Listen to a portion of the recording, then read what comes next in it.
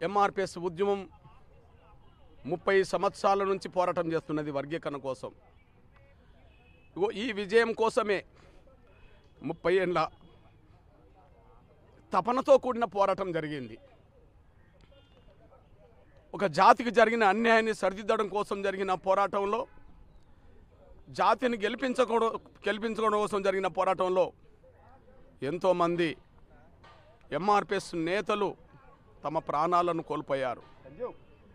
వారికి ఈనాటి విజయాన్ని అంకితమిస్తున్నాం.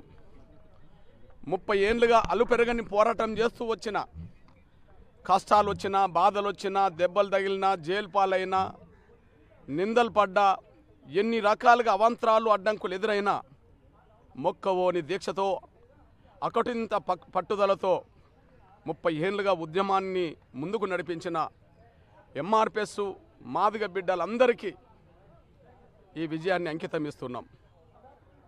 అదే సమయంలో జాతి యావత్తు 30 ఏళ్ళు ఉద్యమం వైపే నిలబడ్డది.